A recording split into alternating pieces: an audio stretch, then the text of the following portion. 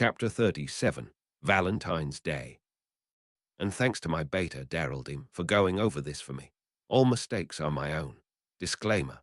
I don't own anything related to Harry Potter. That privilege belongs to J.K. Rowling and all those who she lets make money for her. Anything you recognized was adapted from the books. HPHPHP February 14, 1993. It had been a busy week for the Potter twins. Quidditch practices, secret studies, regular schoolwork, and more secret studies with Sally. Harry was glad the week was finally over. He just had to get through Lockhart's class at the end of the day, then it would be the weekend. Maybe he could get a game of football going tomorrow. Now that he and his brother had decided that romance would be put on the back burner for a few more years, he wasn't too concerned about Valentine's Day. He and Gary had made sure that all the girls in the study group were to receive a white rose and a card stating how nice it was to have them as friends, just after breakfast. They had already talked it over with Daphne and Susan. Both said they understood. The twins and the girls thought it was a nice gesture. Harry walked into the great hall, and he was surprised when he found it decorated like Cupid came in last night and vomited from the ceiling. Enormous, gaudy pink hearts were hanging over all the tables, including the staff table.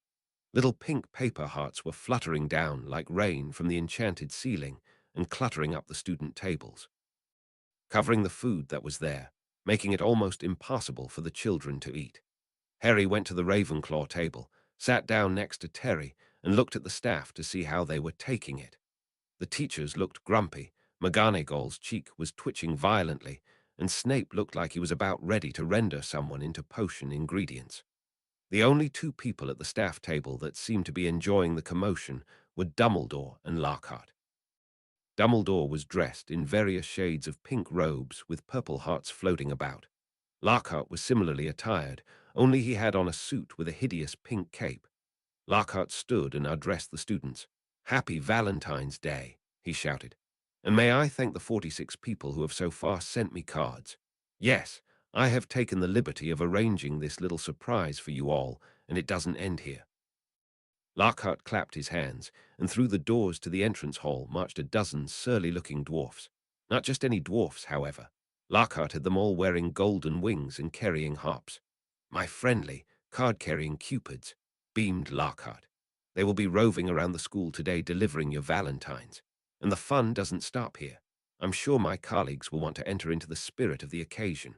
Why not ask Professor Snape to show you how to whip up a love potion? While you're at it, Professor Flitwick knows more about entrancing enchantments than any wizard I've ever met. The sly old dog." Professor Flitwick buried his face in his hands. Snape was looking as though the first person to ask him for a love potion would be force-fed poison. With that said, the Git retook his seat, beaming that he had pulled off the best Valentine's Day surprise, hoping that his fans would now adore him again. Suddenly a flurry of wings could be heard as dozens of owls swooped into the hall, all carrying in a single white rose. They landed in front of various girls of all houses in third, second, and first year. Many noted they were the girls from the Potter study group. "Oh, how pretty," Luna said loudly, making sure everyone around her heard, as she took the rose from the owl. "And white, too. This will keep the Nargles away. White is for friendship, you see, and friends always drive those pests away." She nodded serenely and went about trying to find food that didn't have little pink hearts on it. Padma and Mandy also nodded their heads in agreement as they too took their roses. A collective sigh was heard among the hormonal teen girls of the hall. The older ears didn't get white roses, but they thought it was a romantic gesture anyway. This caused many of the older boys to groan. They were busy scrambling to get valentines written so that dwarfs could deliver them to their girlfriends or crushes. Might as well use them since they were there. Another flurry of wings sounded as the normal male owls came through the hole and more valentines were delivered. Packages and cards were given to a larger population of the older girls. Two of the girls at the Gryffindor table sat up as their cards exploded into words that glittered above their heads. "We think you're pretty, we think you're smart, and Quidditch is wonderful with you as a part." Angelina Johnson and Alicia Spinnet, two of the team's chasers, blushed red, making the smiles on their faces stand out more. They each got up and went to one of the Weasley twins and gave them a kiss on the cheek as a thank you. The crowd clapped. You could always count on those twins to lighten up any mood. Breakfast was finally over, though not many got to eat anything, and classes started. Professor Watts gave the confusing history of the martyrs celebrated on this day and how it morphed into a day of love. All day long, the dwarfs kept barging into their classes to deliver valentines, to the annoyance of the teachers, and late that afternoon, as the Gryffindors were walking upstairs for charms, one of the dwarfs caught up with Gary. "Oi, you, Gary Potter," shouted a particularly grim-looking dwarf, elbowing people out of the way to get to him. Gary and his friends stood and waited for the embarrassing moment to be over. Harry stood further down the hall and tried not to laugh at his brother. It didn't work as tears of hidden mirth wetted his eyes. Gary glared at him with a mental promise of retribution, which caused Harry to burst out with laughter. His Ravenclaw friends looked at him then, and Gary's disgruntled face, and they broke out in smiles and the twins' antics. "I've got a musical message to deliver to Gary Potter in person," the dwarf said, twanging his harp in a threatening sort of way. Gary sighed. "Let's hear it then." He put his bag down and stood with his arms folded. The crowd around him stopped to hear. "Right," the dwarf said, twanging his harp again. "Here is your singing Valentine. His eyes are as green as a fresh pickled toad. His hair is as dark as a blackboard. I wish he was mine. He's really divine, the hero who conquered the Dark Lord." Lockhart should be shot, because these dwarfs couldn't carry a tune in a bucket. The off-key Valentine was delivered, and Gary picked up his bag. The students that filled the hall laughed. "Well, my day is now complete," Gary said, laughing with the rest of the students. "Thank you for delivering that, and I hope that you have no more for me today." He bowed to the poor dwarf and went to class, his brother's laughter sounding in his head. He did wonder who sent such an awful Valentine. Harry, still chuckling at his brother's plight, went to Dada. He hoped that Lockhart wouldn't be reenacting any of his books today. Maybe the Ponce would take a day off and just read them his Valentines. It was not meant to be. Today we are going to be discussing my famous book, Holidays with Hags. If you have done the reading, you will know it tells how I took on the hags and made them beautiful women, who of course fell immediately in love with me. Who could blame them? I am fabulous, Lockhart said, flashing his sparkling smile, after the class had settled. Harry and all the boys and quite a few of the girls grumbled. They pulled out the useless book and waited for what was sure to be something stupid. Thank Merlin for the Hufflepuff soldier showing up. The Hufflepuff soldier never gave his name. He only let the school know that he was once in Hufflepuff and died in the war with Grindelwald. It was his goal to make sure that people didn't see Hufflepuff as a house of duffers. He was the most vocal in this class, and his corrections on Lockhart were the best lessons the students had. There is no spell to make a hag beautiful. They don't want to be anyway. Hags like being who they are dark by nature. You are once again making it up, the soldier said from his usual place at the front of the class. Lockhart gritted his teeth and put on a pained smile. "Pay no attention to that grumpy ghost. He's just jealous that he can't do the things I can," he said as he tried to get in front of the ghost. "Let's see, who shall we pick today to play the part of the head hag?" he pretended to think. Harry thumped his head on the table and shook it from side to side in denial. Terry patted his friend on the back in commiseration. They all knew what was coming. "Harry Potter, being the studious boy that you are, I'm sure you read my book. Come on up here, and we'll show the class just how wonderful I am." The Ponce smiled that too bright smile and waved the reluctant boy forward. "Now, I know you are not the hero that your brother is, but I am sure you could pull off playing the part of a hag well enough," Lockhart said, taking Harry by the shoulders and placing him in front of the desk. He moved the poor boy around like a tailor's dummy and making him stand hunched over with his head bowed, arms raised halfway up his body with gnarled hands and fingers stretched out in front of him. "Now you stand right there, and when I ask you what you want, you simply quote my book." Harry could only nod and stand looking stupid. They had tried to get this man classes banned, but as long as no one was hurt, the board felt he was harmless, and the curse would rid them of him before the year was out. He had an ironclad contract to teach for the year. They did, however, take great pleasure in telling Dumbledore that all new teachers had to go through them from now on, and that curse breakers would be finding a way around the one on the Dada class. Lockhart stood in front of Harry and said in a loud voice, "What do you want of me, you ugly hag?" He stood as if he was a great hero.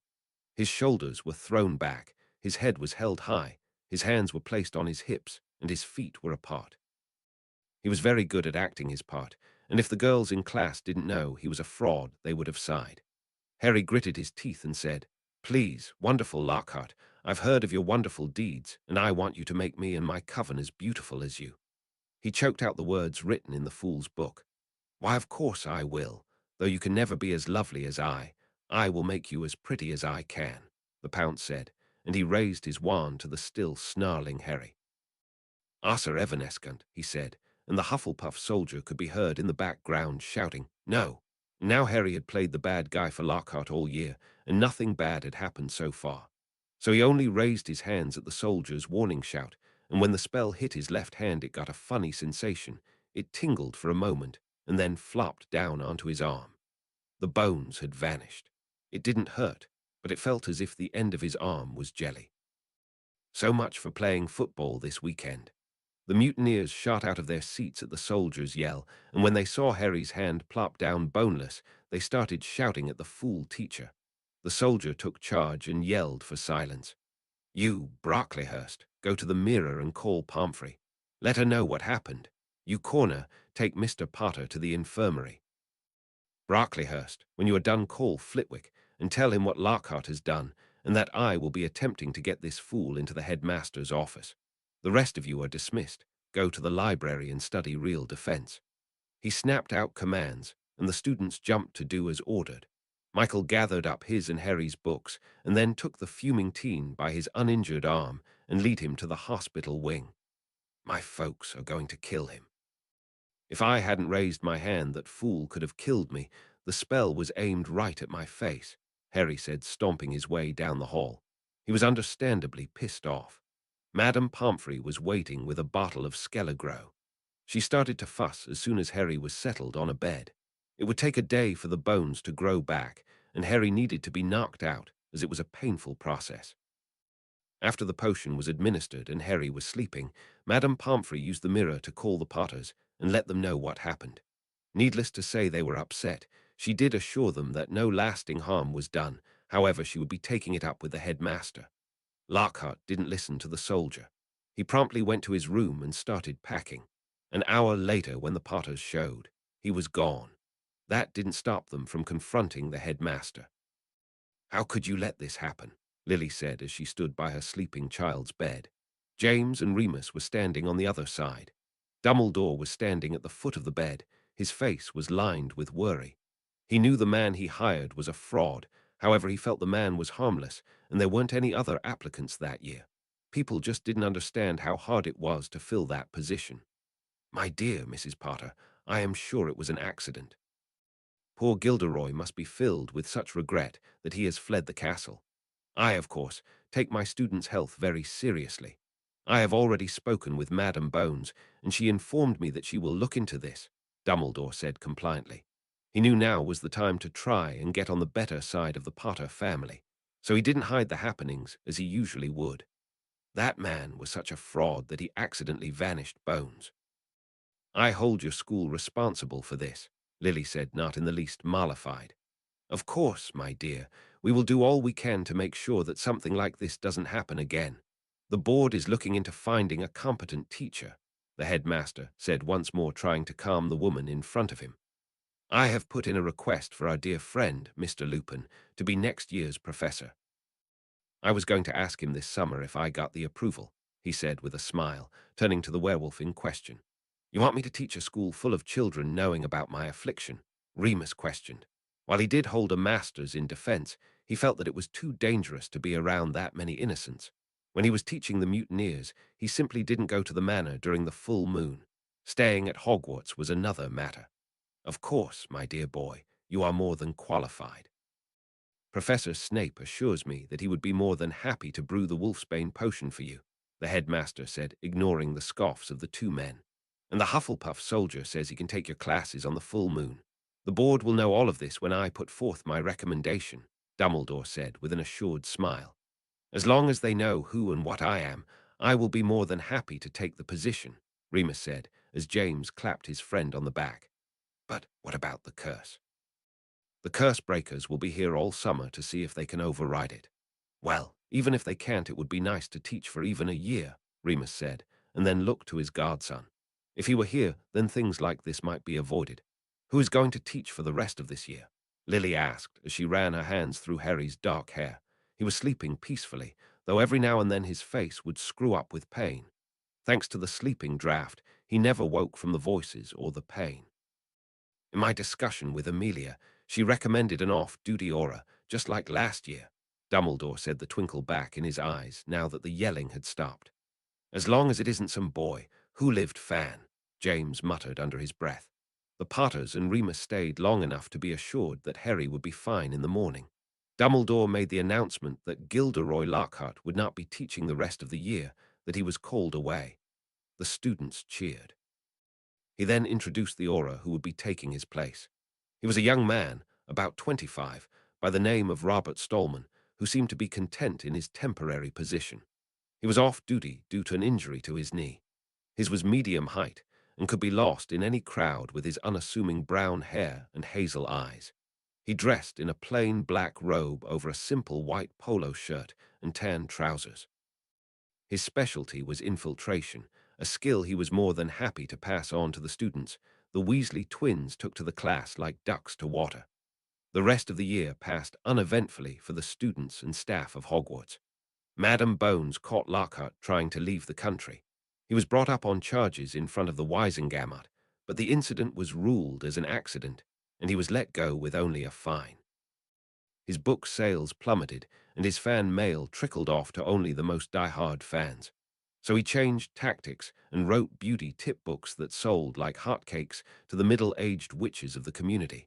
If there was one thing that could be said about Lockhart, he was handsome. The hunters were at a standstill. They had looked everywhere they could think of and found nothing new. They did bring Mayor Patel into the group upon his request. 2 weeks before summer vacation, they gathered once again in a dining room of the Potter Manor. The hunters sat disheartened at their lack of progress. I am happy to be part of this group, and I do understand the vow that you made me take. What I don't understand is why you are keeping this apart from the other parents, Mayor said from his place between Wayne and Gifford. We felt that we shouldn't burden the other parents with something as dark as what we are hunting. There is enough pressure on them to keep things in group, so to speak, James explained, running his hand through his hair. Then you are acting no better than Dumbledore, Mayor exclaimed, sitting up in his chair, ignoring the indignant protest. He held up his hands, and when they quieted down, he explained in a softer voice. I know you don't mean to, but you are withholding information that others can help you with. This is something that the headmaster is known for. An example, how are you eliminating the artifacts of the soul pieces? He asked, placing his hands in a teepee under his chin. Lily and Albert came up with a way to use the powder we used to dispossess Quirrell, James explained with a look of pride to his wife and his friend.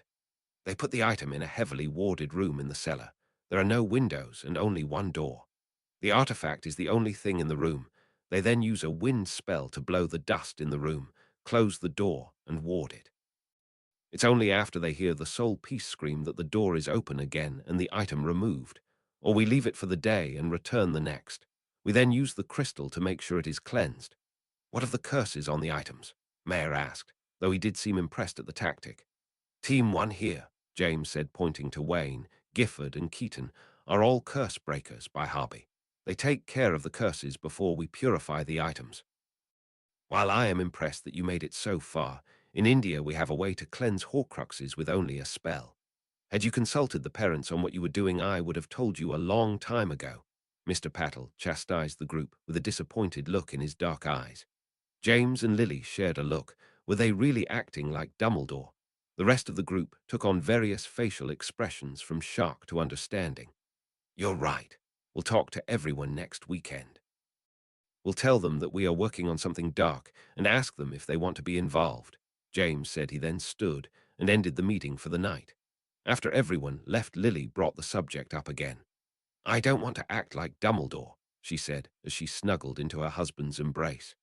I didn't think we were until Mayor pointed it out. I'm still not sure we are, but he is correct. We could have come further in our hunt if we had consulted everyone. We'll make it up to them, James said as he rubbed Lily's arms in comfort. You're probably right. I just hope they take it well, she said, and leaned her head on his shoulder. They sat in quiet for a long time, each contemplating on how the parents would react. The next weekend, a meeting was called, and the hunters came clean about what they were doing. Many of the parents protested that they should have been referred to, but after profuse apologies, they were appeased, and many bowed out of the hunt. They did gain a few more people who had experience in tracking dark objects, though. The hunt was still on. Chapter 38. There Goes Summer. And thanks to my betas, Darreldeem and Alex33, for checking this over. All mistakes are my own, especially since I have a bad habit of adding things and not sending it back to them. And oops, in the last chapter I had the date wrong, so I changed that. I am really bad with numbers. It is actually a learning disability of mine, so if you catch it, please let me know. I won't be offended. I have no idea if a walk through the city of London was around in 1993, but it seems like something Neville would do. I only listed the gardens they would visit. There is a website that will give you more detail if you are interested. Just type the name of the walk, and it is the first link. If I had listed everything, it would have taken the whole chapter. Okay, so Darreldeem let me know that. A walk through the city of London as an official self-guided tour originated in 2006. But I'm keeping it in here anyway. Disclaimer. I don't own anything related to Harry Potter. That privilege belongs to J.K. Rowling and all those who she lets make money for her. HPHPHP July 30, 1993. So far the summer was going great for the Potter twins. Their parents finally let them go to friends' houses without being accompanied by an adult, as long as there was someone of age at the house they were going to. Harry and Gary were ecstatic. The green grasses, the boots and the bones, and so many other places. They even visited the Thomases and had a wonderful afternoon playing football with Dean. This year, they were celebrating their birthday with Neville and his family. It was going to be a small party, only the two families and Marauders. It was Neville's year to pick what they did, and he wanted to go on a walk through the City of London tour to visit all the historical gardens. This walk explores nearly 2,000 years of London's history, with gardens built around Roman remains and church ruins, the gardens of city livery companies, and those made in churchyards. And on bomb sites after World War II, it was going to be a long walk. It normally took 2 hours, but with Neville as a guide, would more than likely take 5 hours. Which was okay with the rest of the party. It was Neville's birthday after all. They started the day at the Longbottom Manor, each person dressed in comfortable clothes and sturdy boots or shoes. Are we ready? Does everyone have their backpacks? Frank asked, looking over the boys to make sure they had the proper shoes. Yes, Uncle Frank, Dad, came the exasperated response from the three boys. They had already gone over this. Sirius and Remus chuckled, while the parents all got stern looks on their faces. Watch your cheek, Alice said with a firm, motherly look at the three teenagers. Well, the Potter twins will be teens in the next few days, but it was close enough to count. Sorry, a triple contrite chorus was heard. Make sure you have your lunch, and make sure there are some dried fruits and nuts in there. It's going to be a long walk, and I want you to have some energy food. I have juice boxes and water, Alice said, going through her own backpack. They were taking the extendable backpack the Potters had gifted everyone. Neville was sure to want to pick up any gardening books available. Better carry an umbrella, it might rain, she muttered to herself, and picked up a few of said items and handed them out. Yes, Aunt Alice, Harry said, looking through his own bag, making sure he had everything he needed. The two other boys followed suit. Soon enough, everyone was ready, and they all trooped to outside the wards, Frank and Alice in the lead, the three boys in the middle and James, Lily and the Marauders taking up the rear. They took the night bus to St. Paul's Underground Station, which is where the walk starts. The places they walked to and explored after that were St. Anne and St. Agnes Church, Goldsmiths Company St. John Zachary Garden, St. Mary Aldermanbury Garden, Aldermanbury Square, Girdler's Hall, Finsbury Circus Garden, which is where they stopped to eat, Barbican Estate Lakeside Gardens and Terrace, Salter's Garden, St. Alphege Garden, Monkwell Square, Barber Surgeons Hall Gardens, Museum of London, Postman's Park, Christchurch Greyfriars Church Garden, St. Paul's Cathedral Churchyard Garden, Festival Gardens, and ended at 25 Cannon Street Gardens. Neville was happy with most of these gardens. The history behind them fascinated the whole group, and everyone had a good time on the walk. They ran into Sally Ann in the Finsbury Circus and ate lunch with the shy Hufflepuff. Neville invited her to join the group, but she declined, stating she already had plans for the day. The boys accepted this and sat and shared the onion soup and ham sandwiches that the Longbottom House elves packed for them. Neville talked about all the trees, plants, and flowers they had seen. He had picked up a pamphlet about the walk and was waxing poetic on the history of all the sites. Neville did stop and pick up a few books on the histories and the plants in the gardens. James paid for the books as a birthday present. After the walk, they all went back to Longbottom Manor, and cake was eaten and presents were handed out. Neville got mostly greenhouse equipment. Now that he was a teen, his parents decided that they would let him build and operate his own greenhouse, whereas before he was only allowed to help the house elves in the manor's greenhouses. With the equipment he received today, he could build a medium-sized greenhouse and place less dangerous plants within. The twins gave him some starter plants from the Potter Gardens and a few they picked up in Muggle London, mostly roses for the Longbottom's yard. Harry and Gary both got some clothes, robes, new seeker gloves, and broom repair kits. All three boys received various gifts from the study group, like chocolates, books, and study guides. Nothing too fancy or overpriced. They had made sure to give these types of gifts for birthdays, so that people didn't feel they had to buy them expensive gifts on theirs. Gary also received many cards and token gifts from fans, though not as many as he had when he was a baby. The house elves had already made sure they were safe. The Potters would spend the next day making sure thank you notes were sent. It was a fun day had by all, and the tired group went home content. August 7, 1993, it was a week after their birthday, and the boys were just about to leave for the Boots to have a pickup game of Quidditch with a group of mutineer boys. They were stopped at the flu room. "What's wrong?" Harry asked as soon as he saw his mother's pale and drawn face. It had been such a good summer so far, he knew it was too good to be true. At first, she didn't say anything, she just took the boys by their hands and led them into the game room. The twins were protesting about being kept home. Lily ignored them and pulled them along. When they got halfway there, she said, "Peter escaped." "What? How?" Gary exclaimed as he followed his mother. With this news, he no longer had to be pulled along. Protest died on their lips. "We don't know. All we know is that he broke out of Azkaban about 3 hours ago. He killed a guard and got away. He has the guard's wand and now is considered armed and dangerous.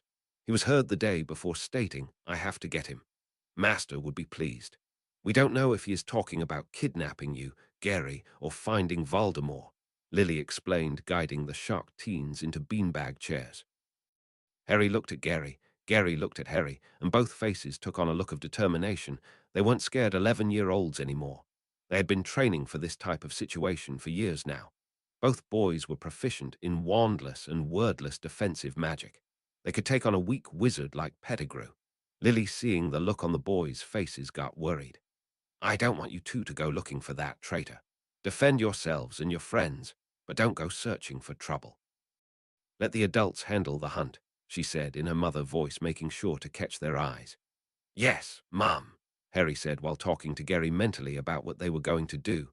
They had finally been able to hold two conversations at once, one mentally and one verbally. It was tricky, and it took them years to perfect, but they had accomplished it last year in school during their boring classes or study hall. "Do you think he'll come after you?" "I don't know, maybe, but if he does, I'll be ready," came Gary's reply. "Look, boys, I know you've trained for this, but as pathetic as he is, Peter is a cunning rat. He'll try and trick you. Remember, he was a marauder. It was up to him to plan escape routes, and that's not an easy feat," Lily said, making sure that they didn't underestimate the escaped convict. "Okay, Mum, we understand. We won't go looking for him, but we need to tell the mutineers that he is out there." "Is it going to be in the paper?" Gary asked, going over plans to mirror everyone as soon as they were done talking to their mum. "Yes, the minister couldn't keep it under wraps, not with the death of the guard. Besides, he has to let the Prime Minister know in case Peter goes to the Muggle world." "Will the wards here keep him out?" Harry asked. "Yes, but your dad is making a map of the manor, just like your school maps. We'll post it in the main hall so that we can keep an eye on it. When we are asleep, Tilly has volunteered to watch it," she explained, hoping to ease their worry. "We should get the whole group together and teach them how to make their own maps. It's well known we have many friends, and they'll need every tool they can get to protect themselves, Harry said, running his hand down his face. It had been such a good summer. The boys went to their own room and pulled out their mirrors. Harry would take the boys and Gary would call the girls. The Potter adults did the same. Only James would call the husbands and Lily the wives. Everyone they had ever been friends with was given a call, either via mirror or flu. Lily also called the professors and warned them, including Dumbledore, though he already knew. The entire pro-security group was called together, and an argument broke out. Amelia informed them that Fudge wanted to put Dementors around Hogwarts to guard the castle. No one thought this was a good idea, but that's not what the argument was about. No, it was on whether to give a map to the headmaster. Most of the group didn't want him to have that kind of power over their children. Others argued that it was the only way to keep the kids safe. In the end, the majority won, and the map was kept secret. However, a committee was formed to talk to Fudge about what an idiot he was. It was decided that if they could get aura protection at the castle, then the person in charge of that detail would be given a map if they swore an oath not to reveal it to anyone. Amelia would be in charge of that. James, Frank, Zeno, Albert Boot, Daryl Jackson, and Eric Davis were the purebloods that formed the committee. They agreed that only purebloods would talk to the minister, as the man would listen to them better. The wives argued for a while, but it was decided that women would not have the same voice as the men. The only woman that would accompany the group would be Amelia. Each father only had one child, but for James, and they would use that as a reason not to put the demons at Hogwarts. It was the reason that the Greengrass and the Patels wouldn't be going. James was included because he had the most political clout. Plus, he could use the boy who lived card. The next morning, dressed in their finest robes, the team descended on the ministry. They made an impression. Many wizards and witches stopped and stared, wondering why such important people were converging on the ministry. The committee went through the wand check and marched straight to the minister's office. "Do you have an appointment?" the harried secretary asked. She had been fielding owls and mirror calls all morning. So far, the minister had blown them off as unimportant. "No, but if you tell the minister we are here, I am sure he will find some time for us," James answered, making sure to keep his voice neutral. "Please take a seat, and I'll let Minister Fudge know you are here," the secretary said, pointing to the chairs that lined the wall by the office door. The men complied and listened to the poor woman tell the minister that they were there. "Minister," she said as she went into the office, leaving the door slightly open, "there is a group of men and Madam Bones out here that want to talk to you." "Well, who are they? I am a busy man, you know," snapped the minister. "One is James Potter, and from the way they are dressed I would say the rest are his pure-blood friends," she said harshly back, knowing that it would get the man to see this group. "Well, what are you waiting for? Send them in, don't keep them waiting," came the frantic reply. The woman huffed and came back into the waiting area with a smirk playing on her face. If they were there for what she hoped they were there for, then they could do a better job at convincing the minister than she could. Her son was set to start Hogwarts this year, and she didn't want those monsters around him, but the minister didn't listen to lowly office workers. She was quite put out with the man, and if she didn't need this job, she would have quit. "The minister will see you now," she said, waving them through the door with a wink. Thank you," said a confused James. Then he and his group stepped into the minister's office. The office was pretentious. Gaudy chairs and tables were set around a large oak desk, which had a wood and gold throne-like chair that the minister sat in. Many certificates and medals of past ministers hung on the wall. You would never know they weren't Fudge, unless you looked closely. Golden statues were in the corners, and expensive vases were on the tables. A fine-looking floral rug took up most of the floor. Too bad it clashed with the furniture. The men and Amelia took seats without waiting for an invitation, causing the portly man behind the desk to sputter. "What can I do for you today?" Fudge asked after a minute. "We want to know why you are trying to end our line," Frank said with a raising of his eyebrows. "I never. Why would you even think that?" Fudge asked in confusion, going over any deed in the past week that would make these people feel that way, and came up with nothing. "You are putting soul-sucking monsters around our only heirs. What else are we supposed to think?" Daryl spat, making the minister sweat. "No, no, good sirs and lady, I am only trying to protect the children," Fudge defended himself. Maybe Dola's suggestion was a bad one after all, was the thought running through his tiny head.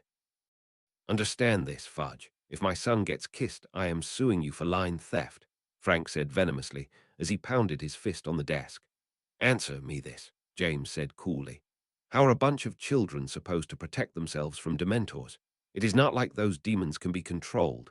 I would also like to know how they are supposed to capture a man who has escaped them once already. He sat back in the uncomfortable chair and glared at the now profusely sweating man. Amelia spoke up. Cornelius, perhaps it would be better if we post guards at the school in Hogsmeade, she suggested, trying to get the man to see reason. There is less chance of the heirs to be killed if there are human guards, but the Dementors are under ministry control. I was told that they will not interfere with the school in any way. Cornelius once again tried to defend his position. Minister Fudge, you are friends with Lucius Malfoy, correct? James asked, trying another tactic. Yes, what of it? You do realize his only son goes to Hogwarts. Of course I know that, Fudge said, still not getting what Potter was trying to tell him. Imagine, if you will, what your dear friend would think if his only son suffered from Dementor exposure. Because even if you say you can control the Dementors from kissing anyone, you can't control the nightmares they will cause the children, James finished smugly. And knowing what you do about ours and Malfoy's history, do you think their dreams will be pleasant? Frank added as he too sat back and watched the horror cross Fudge's face. Yes, Zeno said in a dreamy voice. I can see the headlines now. Boy who lived plagued with nightmares thanks to the ministry. He held his hands up in front of him as if he could see the words between them. Fudge paled. That was something that could ruin him. He looked to James and saw that he would let such a headline happen. All right, I will recall the Dementors and place guards at Hogwarts. Amelia, I leave it to you. You're in charge, the frightened man conceded. With nods of thanks, the group got up and left the man to stew. They made their way back to the Potter Manor, and Mira called everyone with the results. Amelia picked Kingsley Shacklebolt to head the team of Aurors. She took his vow that he wouldn't tell anyone, especially Dumbledore, about the tools she was going to give him. The map was for him and his second-in-command, Patrick Savage, who of course also took a vow. They were suitably impressed with the map. Every Auror on the team got a security mirror. They were told that only Aurors had these mirrors. That done, the Mutineer families set up making maps for their homes. The rest of the summer was spent only at houses of the Mutineer kids and only with all parents present. They were taking no chances. With so many friends, it wasn't bad, though the boys did complain about the loss of their short-lived freedom. Another argument broke out among the parents about letting the children go to Hogsmeade. This disagreement was drawn out for the rest of the summer, and finally it was decided that they would only go if at least one parent for each child was in the village on the weekend they went. The kids were not happy. Hogsmeade weekends were supposed to be a time away from homework and adult supervision. They did concede that they might need the parents there, but still, it was the principle of the matter. Chapter 39, The Pest. And thanks to my betas, Darreldeem and Alex 33, for checking this over. All mistakes are my own, especially since I have a bad habit of adding things and not sending it back to them. Sorry for the format our 3 it being mean today. Disclaimer. I don't own anything related to Harry Potter. That privilege belongs to J.K. Rowling and all those who she lets make money for her. HPHPHP September 14, 1993 classes were going great. The mutineers were thankful they had gone to the Muggle school since it made arithmancy easier. The studies they did on Muggle runes were also helpful. Care of magical creatures was fun. The professor was new. There was a rumor that Dumbledore tried to hire Hagrid on, but the board squashed it, stating that Hagrid never finished his schooling and could not be a professor.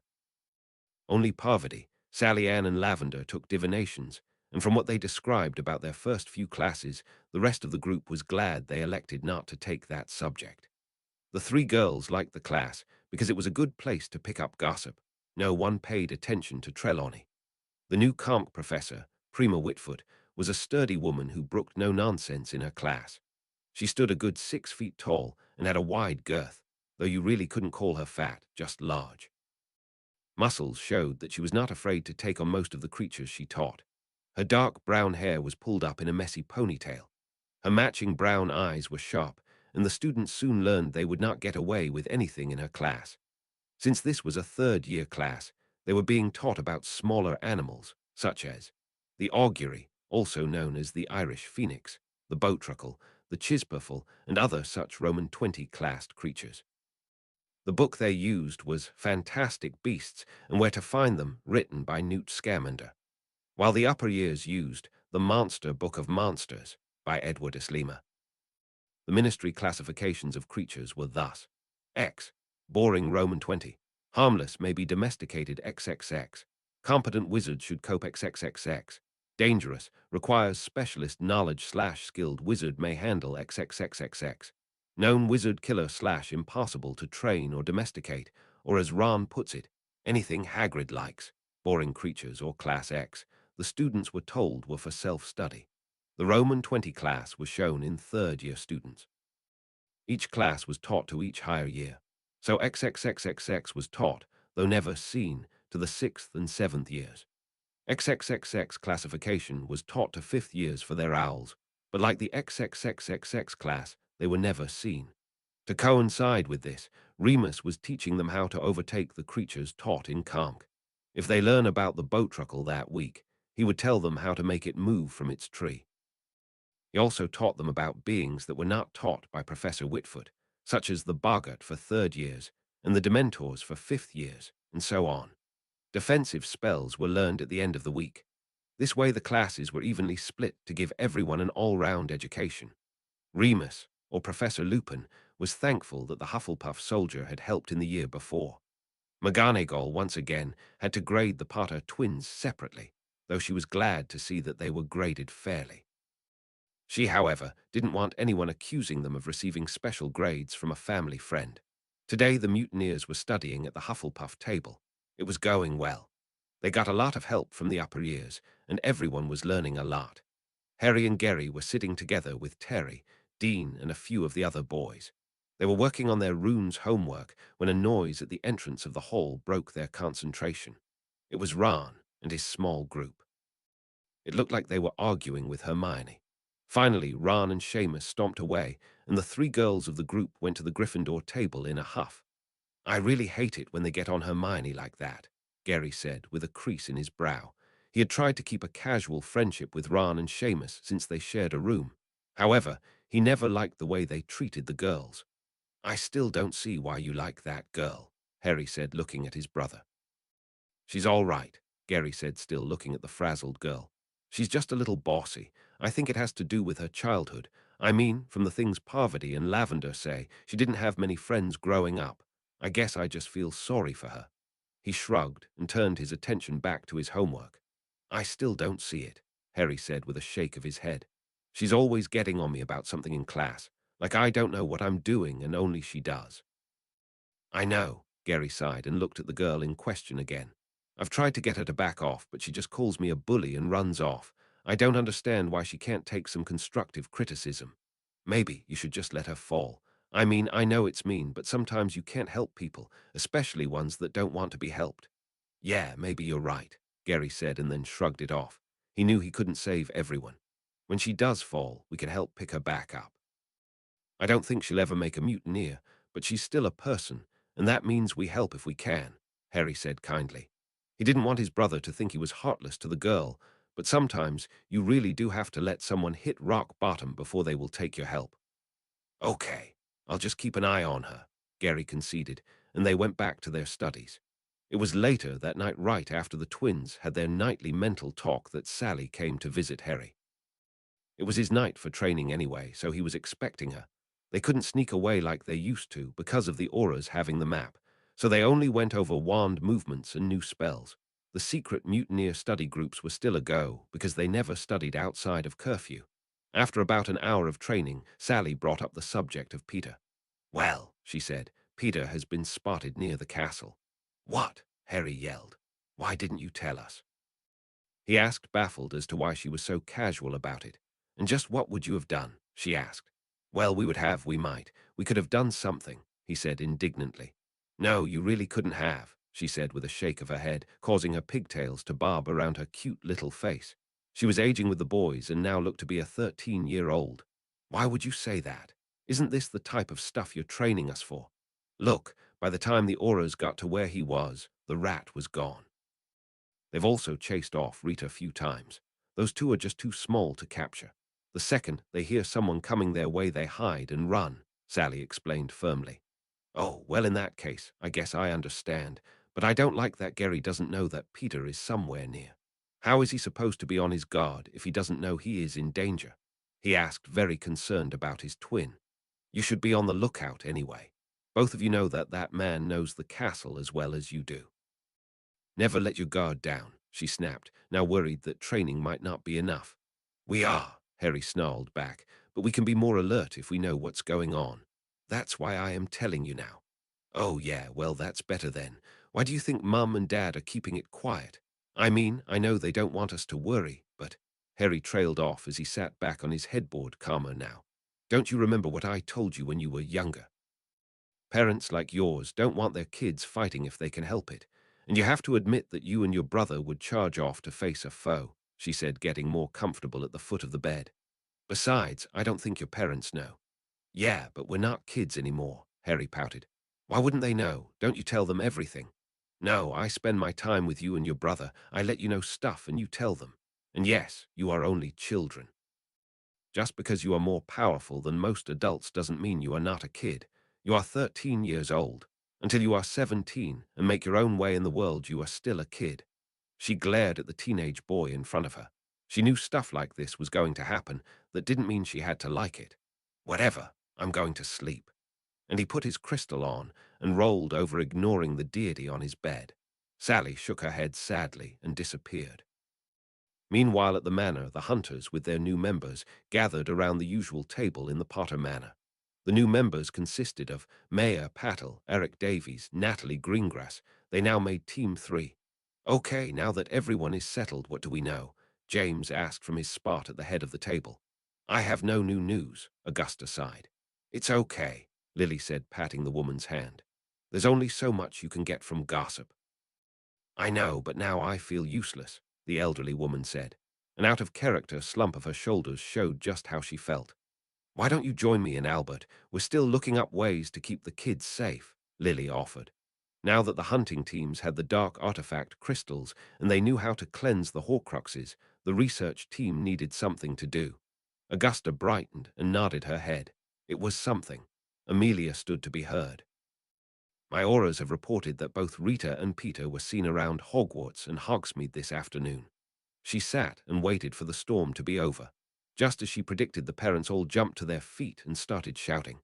After about 5 minutes of this, James used his wand to produce a large bang and got everyone's attention. Come on, settle down, he said as he retook his seat. I know you're worried, but let the auras do their job, okay? Amelia, can you tell us what happened? The head of the DMLE adjusted her monocle and looked sternly at each person there. Shacklebolt saw Pettigrew on the map and immediately informed the rest of his team. They converged on the area, but there was nothing there. Shacklebolt thinks he was either in the walls or fled. She reported, taking a drink of water, and continued. It was Savage's team that spotted Rita. They think she is some type of insect animagus. They couldn't find her either. She was just as frustrated as the rest of them, but she had faith in her auras. That rat coward will probably stay away from the castle now. Good thing he doesn't know about the new maps, Sirius said smugly. Do we tell the children? Natalie Greengrass asked, worried for her daughters, yet unsure as to whether or not to give them this type of information. I'm pretty sure they've already been informed.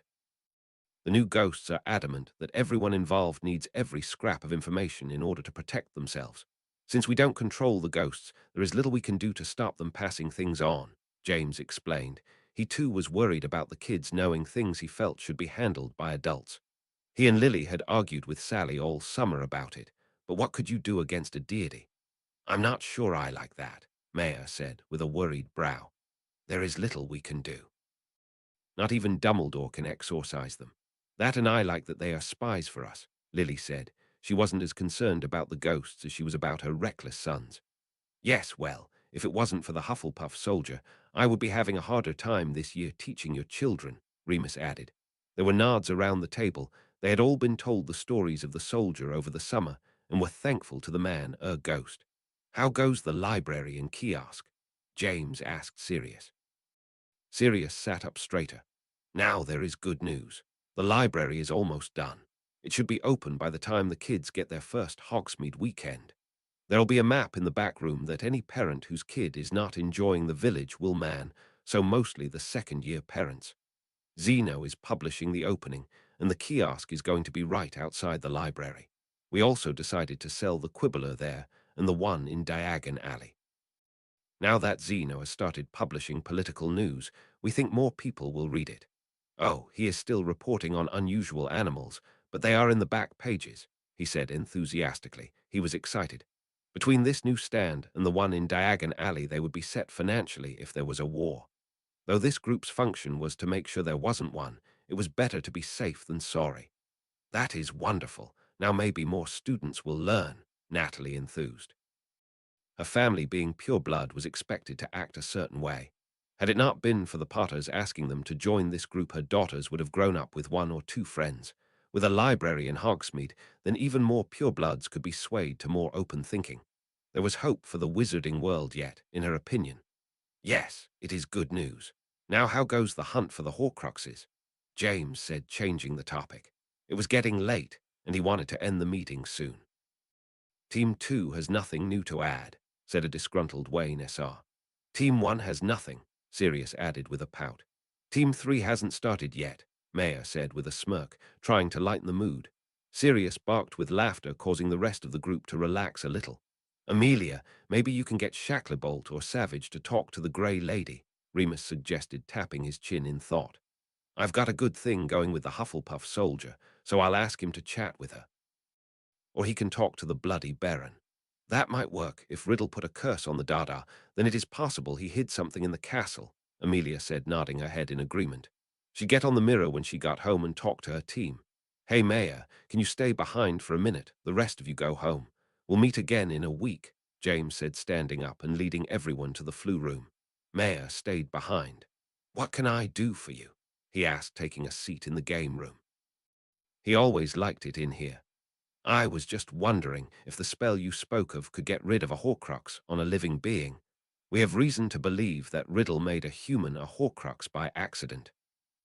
We can't tell you who, we're under a vow, but if your spell can rid this person of it without putting them into a coma, like the powder, we might be able to convince the person we made the vow to let us bring you in, James said quickly, not wanting the man to think they were withholding vital information again.